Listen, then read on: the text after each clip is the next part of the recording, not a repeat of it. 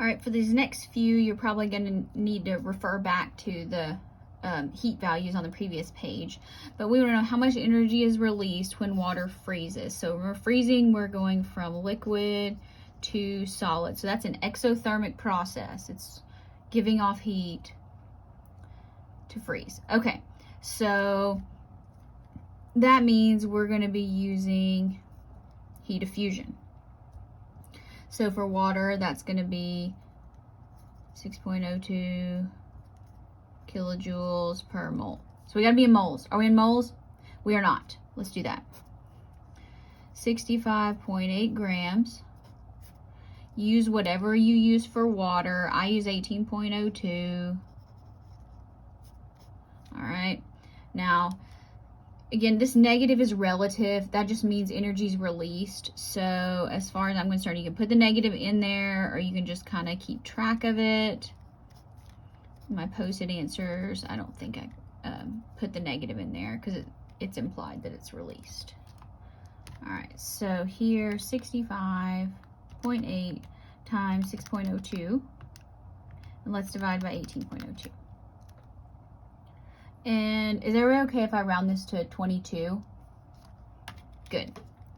So we're going to say 22.0 kilojoules, and if you want to say released. So if you said negative, that's fine. Okay, now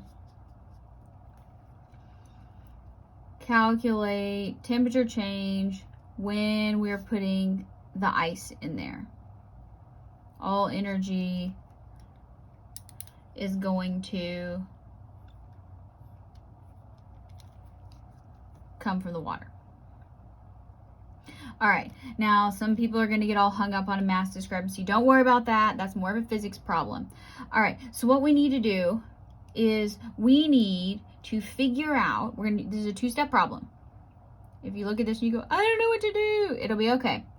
So we need to figure out how much energy is involved because we are melting ice.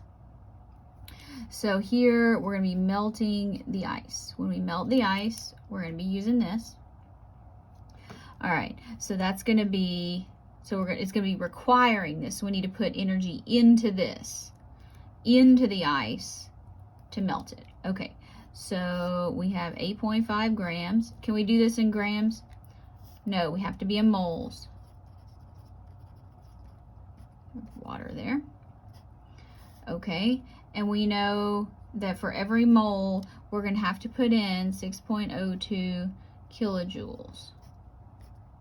All right, so let's see how much energy we're dealing with. 8.5 times 6.02 divided by 18.02. Okay, so that gives me 2.84, yeah, 84 kilojoules. Okay, now we want to know temperature change of water. We know how to do that. MC delta T, right? Okay, so some of you can rearrange this algebraically if you want to. Do we know how much heat we have? Yes. Do we know a mass of water? Yes. Do we know specific heat of water? Yes. Do we know delta T? No, we do not. All right. So, okay. Can we be in kilojoules? No, we cannot be in kilojoules because specific heat of water is 4.18 joules per gram degree Celsius. So we're going to call this 2840 joules. Now, if you want to be very specific, or you can keep track of this in your head, that's okay. So it took 2,840 joules to melt this ice. Where did that energy come from? It came from the water. So is the water gaining or losing heat? It's losing heat. So if you really want to, you could put the negative 2840. It's not really necessary. You can just know that you put ice in water, it cools it down. right? So you can say the temperature is lowered. All right, do we know how much water we have? Yes, 255. If you really want to get hung up and add 8.5 in there, I guess you can. It's not really that important here. So 4.18 joules per gram degree Celsius. And we don't know what delta T is. Okay, so here the joules are going to cancel out when we divide.